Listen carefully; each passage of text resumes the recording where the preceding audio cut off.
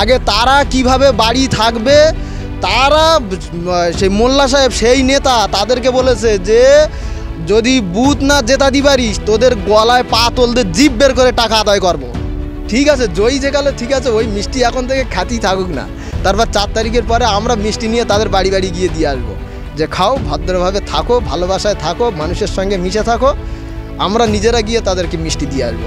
প্রিয় দর্শক, আপনারা দেখছেন পাবলিক বাংলা। আর এই মুহূর্তে রয়েছি ভাঙড় বিধানসভা ভুমরু গ্রামে। 4ঠা জুন, গোটা বাংলার মানুষ তাকিয়ে আছে 4ঠা জুনের পর কি হতে চলেছে। যাদবপুর লোকসভা কেন্দ্রে কি দাঁড়াতে পারবে সেই আইএসএফের প্রার্থী অ্যাডভোকেট নূর আলম খান, নাকি তৃণমূল কংগ্রেসের প্রার্থী সায়নী ঘোষ? গোটা বাংলার মানুষ তাকিয়ে আছে সেই যাদবপুর লোকসভা কেন্দ্রের দিকে। রীতিমধ্যে রয়েছেন এই ভাঙড় বিধানসভার ভুমরু গ্রামের আইএসএফ নেতা আমিরুল বাগ। আমরা শুনবো বিস্তারিত। 4ঠা জুনের দিকে তাকিয়ে আছে আজ গোটা বাংলার মানুষ। তার আগে তৃণমূল কংগ্রেসের নেতারা হুঁশিয়ারি দিচ্ছেন যে 4ঠা জুনের পর সাধারণ মানুষ বাড়ি থাকতে পারবে না, বাড়িঘরদের লুট করবে, এমনটা হুঁশিয়ারি দিচ্ছেন। কি বলবেন? দেখেন, তৃণমূল কংগ্রেসের কাজটাই হচ্ছে ওই সাধারণ মানুষকে হুমকি দেওয়া, সাধারণ মানুষকে চমকানো। তারা বাড়ি থাকতে পারবে না, শুধু সাধারণ মানুষ কেন, আরও আমাদের নেতৃত্ব কর্মীদেরকেও হুমকি দিচ্ছে। আমি তাদেরকে বলতে চাই, যেসব ভাইয়েরা হুমকি দিয়ে বেড়াচ্ছে, তানারা যে মোল্লার কাছ থেকে টাকা পয়সা নিয়ে এসছেন বুথে খরচা করার জন্য, বুথ জেতানোর জন্য, সেখান থেকে তো ক্যাম্পিং করে নিয়ে এসছে, গ্যারান্টি দিয়ে নিয়ে এসছে টাকা, অনেক টাকা দিয়েছে তাদেরকে বুথ জেতানোর জন্য। আমাদের কাছে খবর আছে যে যেভাবে হোক তোমাদের বুথ জিততে হবে। আমার তো মনে হয় না ভাঙড়ে একটা বুথ জিততে পারবে। তানাদের নেতারা তানাদেরকে কি অবস্থা করে, আগে তারা তার কথা চিন্তা করুক, তারপরে সাধারণ মানুষকে হুমকি দেবে। আগে তারা কিভাবে বাড়ি থাকবে, তারা সেই মোল্লা সাহেব সেই নেতা তাদেরকে বলেছে যে যদি বুথ না জেতাতে পারিস তোদের গলায় পা তোলতে জিভ বের করে টাকা আদায় করবো। এইসব খবর আমাদের কাছে আছে। আগে তারা চিন্তা করুক তাদের নেতৃত্ব থেকে কিভাবে বাঁচবে, তারপরে সাধারণ মানুষ আর আইএসএফের নেতৃত্বরা কোথায় থাকবে, বাড়ি থাকবে কি কোথায় থাকবে, সেটা আমরা চিন্তা করে নেবেন। সাধারণ মানুষ কিভাবে শান্তিতে থাকবে সেটা সাধারণ মানুষ বুঝে নেবে। তাদের নেতার কাছ থেকে তারা কিভাবে বাঁচবে আগে তারা চিন্তা করে থাকুক। একাধিক মানুষ অভিযোগ করছে যে কিছু কিছু বুথে চাপ হয়েছে, আইএসএফের এজেন্ট বসতে পারেনি। আইএসএফ কি জিতবে যাদবপুরে? দেখেন, এজেন্ট বসতে না পারলেও হয়েছে কিছু কিছু জায়গায় টিএমসির দুষ্কৃতী গুন্ডা বাহিনী এত তাণ্ডব চালিয়েছে সকালবেলা, তারপরে পুলিশ প্রশাসন আইন আমাদের সত্যি, আমরা তাদের উপরে সত্যি খুবই সন্তুষ্ট হয়েছি। বিশেষ করে আমি মোটামুটি এত সুন্দরভাবে কাজ করেছে পুরো ভাঙড় বিধানসভা জুড়ে। কিছুক্ষণ ঝামেলা হওয়ার পরে তারপরে প্রত্যেক বুথে আবার প্রশাসন গিয়ে সেখানে এজেন্ট বসিয়ে ভোট হয়েছে। ছাপ্পা হয়নি, আমি নিজে সব দেখেছি, ছাপ্পা হয়নি, ভোট হয়েছে।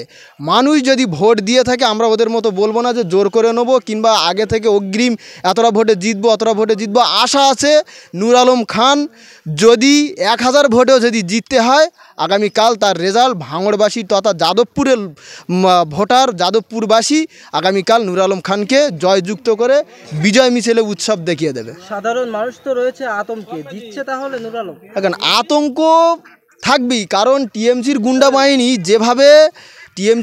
বাহিনী যেভাবে তাণ্ডব চালাচ্ছে, যেভাবে হুমকি দিচ্ছে, মানুষের বাড়ি বাড়ি গিয়ে যেভাবে হুমকি দিয়ে বেড়াচ্ছে, আমরা পুলিশ প্রশাসনের কাছেও অভিযোগ দিয়েছি, অভিযোগ জানিয়েছি।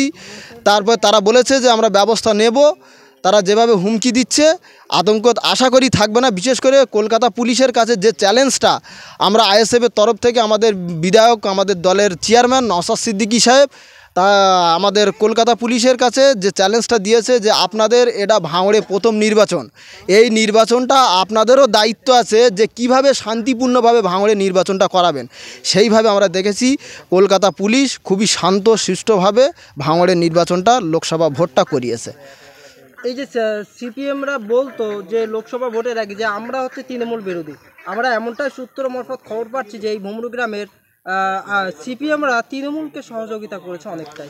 না, এটা ভুমরু গ্রামে হয়নি, অন্য জায়গায় হয়তো হতে পারে, ভুমরু গ্রামে হয়নি।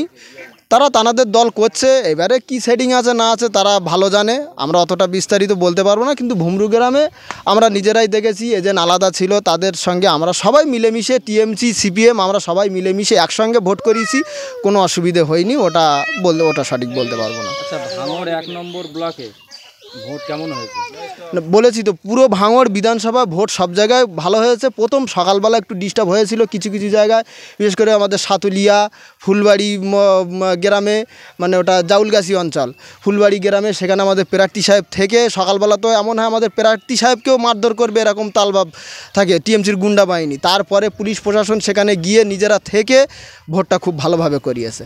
কি বলবেন, এই যে ভোট হলো লোকসভা ভোট, মানে খুব মানে আনন্দের মধ্যে তো আছে যে আইএসএফ একটা ভালো ফলাফল করবেই। দেখেন, আমরা বিশেষ করে আইএসএফের নেতাকর্মীরা ভোটাররা কোনো স্বার্থে রাজনীতি করছে না, এরা দেশ বাঁচানোর জন্য সমাজ গড়ার জন্য রাজনীতি করছে। এরা এই লক্ষ্যে রাজনীতি করতে এসছে। তার পরে যে এরা যদি কোনো স্বার্থে রাজনীতি করতো তাহলে হয়তো নিজেদের একটা আতঙ্কে থাকতো, কি একটা মন খারাপ থাকতো। এরা স্বার্থে রাজনীতি করছে না, এই জন্য এরা হারলেও আনন্দ, জিতলেও আনন্দ। রাজনীতি একদিনই হয় না যে এই লোকসভা ভোট হয়ে গেছে আর ভোট আসবে না, এরম কোনো ব্যাপার না। হবে হয়তো হার জিত যেটাও হবে। আইএসএফের এই 3টে ইলেকশান হচ্ছে সব একটা করে।